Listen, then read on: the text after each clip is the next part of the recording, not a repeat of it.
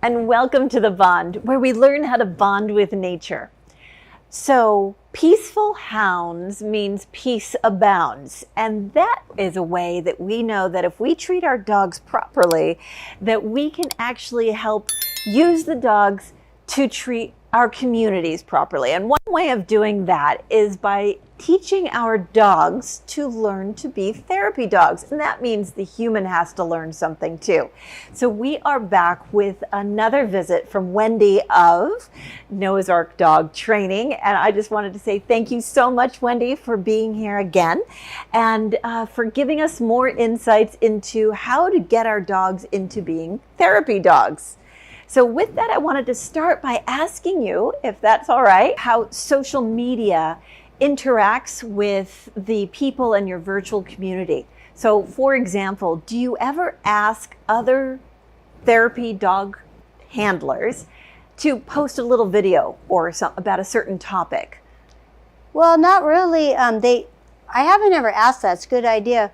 I actually posted, I post videos sometimes of my dogs doing tricks, or one time we were in the park and Putter was sitting there and this little kid was going by really fast on skates and he was just sitting there and he didn't move, and so I put that video on there and I said, is your dog ready for therapy work? Because like a nice little test with outside distractions and all that? Yeah. So speaking of tricks, can you tell me what is the definition of a trick and how does that differ from, is a trick like telling your dog to sit, or is that something else? Good question.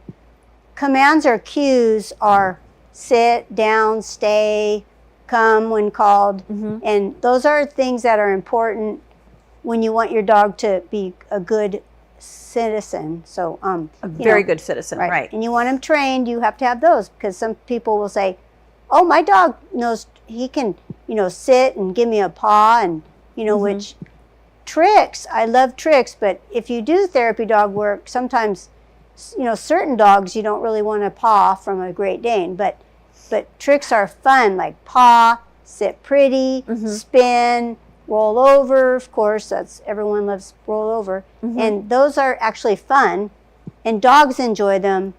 And especially if you have a really hyperactive dog, you want to do tricks, because you give them spin enough times, they can calm down, right? That's a calming when they're circling. So, but not for the dogs that are about the size of miniature horses, like a Bichon Frise or a Great Dane or something like that, right? But they can spin, but you want to stand back, but roll over. Can you demonstrate a little bit? Right. So I can try. Well, how about this? Why don't I ask you a couple more questions first, because I'd really like to know a little bit more also about the sort of the behind the scenes social life of all of the dog trainers. I always envision that they get together and start talking about the different places that they visited, the convalescent homes or the schools. Can you tell me a little bit about what the behind the scenes social life is of dog trainers? So, you mean for the therapy dog handlers? For the therapy dog handlers. The dog trainers have a lonely life, because you're basically working on your own, and the other people that train dogs are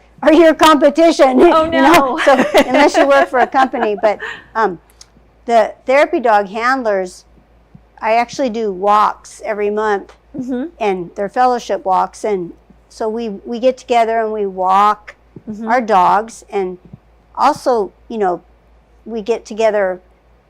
We have like a annual lunch, or we get together and go visit a home or something. Or we walk our dogs and have coffee, but yeah, we do get together and do those group activities where we go to the nursing homes, and that's the volunteer thing, or the schools, and yeah, that's like really fun, because I don't have kids, or I don't really have family, my husband, but so I have a lot of time, and that's like my social life, because then I can go meet people, and then at least I'm not sitting home like by myself, and I'm getting out. So when you volunteer, it makes you feel better. Not only that are you giving to the community, but you feel better because the community gives back to you, and you're not thinking about all your problems, right? But, Oh, everybody has problems. I'm sure dog trainers have problems also.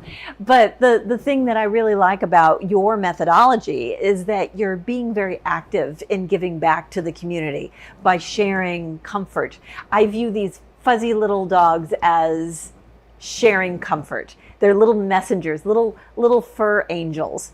And so I would love to know a little bit more about that. But first, we need to take a very short break, but when we come back, we're going to ask Wendy to give us a couple of demonstrations of just a casual type of tricks that maybe you could also teach your dog at home. So stay with us. We'll be right back.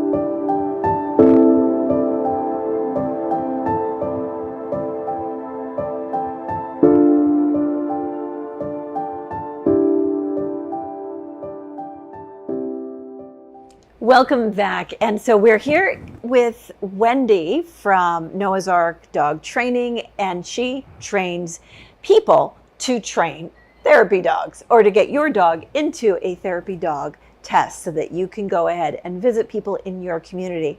So thank you, Wendy. Again, we're back from break, and I understand that you've got a couple of very simple, basic tricks that people can teach their dogs at home. Could you show us an example? Right. So when we had, COVID, we couldn't actually go into the nursing home. So we did it online, and we had to do tricks to entertain. Mm-hmm. So some easy tricks that you can do, and my dogs work for food, so I always use treats. But okay. So basically, a command is sit, stay, down, and your dogs do have to know the commands to do those tricks too. But because I do have to hear, put her, sit. Okay, good. And so an easy trick is a paw, or give me a paw, or whatever. So you just hold the treat above their paw until they lift it up. No, don't lay down. Sit, Butter. But you have to hold the treat 2 inches above their paw, and then they start lifting it. Okay. So paw. Okay. Good. Okay, he did. He lifted his paw. Mm-hmm. Okay, that's paw. And then the other one is actually shake a paw. Here, come over here. Sit. Shake. Good. Yeah. And so bravo. He can't shake because not all dogs can do every trick because he can't really.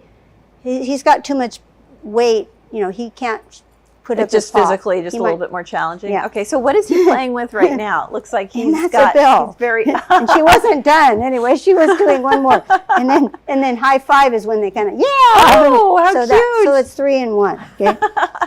And then that's Belle, which but the shake, the paw, and the high five is all basically the same command. It just is where you're placing the treat. It's 3 in 1, so it counts as 3 tricks. Excellent. I like that. It's like a bargain.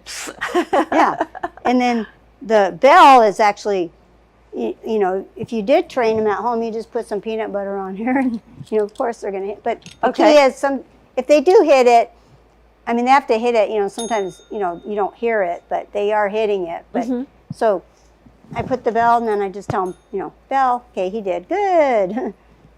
Roxy, ring the bell. Bell. Them to maybe ring if it's by your door. Oh, beautiful! I saw that.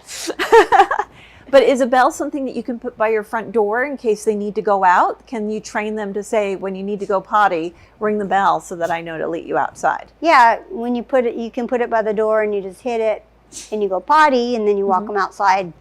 Oh, so every time they go potty. So they associate the potty with the bell and then going outside immediately. So you do that enough times and then they start associating just the ringing of the bell out there. Right, but then, bell, good. But then sometimes they'll just keep ringing the bell to go outside, so, you know, they just do it to go out. Okay, but still, it's a way that they can communicate with you. Right. So, as opposed to just barking, right? So it's a very polite way of doing things. So what are other tricks that they can do? So then I have, you know. And then are these tricks that you would share in a school or a home, or are they? Usually we do for the nursing homes, we have a little show, but for schools, we don't really bring the tricks and treats out. So just to get them to because then you get that, but they get too excited. Some dogs get too excited. How do you make sure that the dogs are getting enough exercise so that they sleep well at night? You know, like people, we all need our exercise. I take them they get a couple walks. So we take them in the morning and we take them in the evening, and we go to the park and we go to the dog beach. Come on, Putter. And how are they with working with other dogs in the dog park?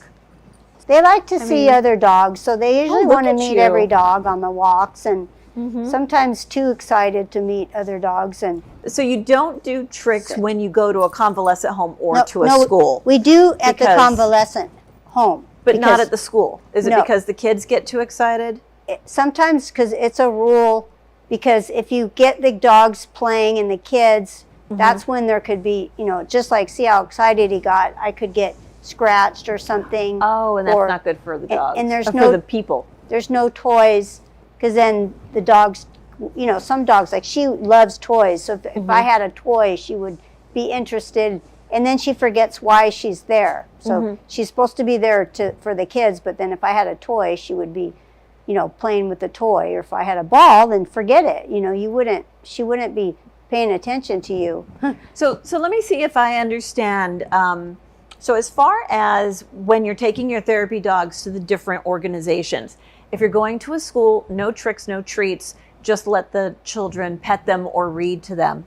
And then if I'm going to a convalescent home, because the adults need a little bit more drawing out, it's okay to do a couple of treats or bring a toy for the dog to get them to be more interactive with the adults. It depends. You know, I mean, because you would have like a little area where you would do some tricks, you know, or maybe sometimes it would involve a toy. Like on a stage, like a set apart. It's not really a stage, but you know, it's like a big living room. People are watching. Yeah. Okay. Okay. You'd have a little area, like a here, little theater. You know, and we usually, I mean, we don't bring toys so much because that sets off the dogs, but.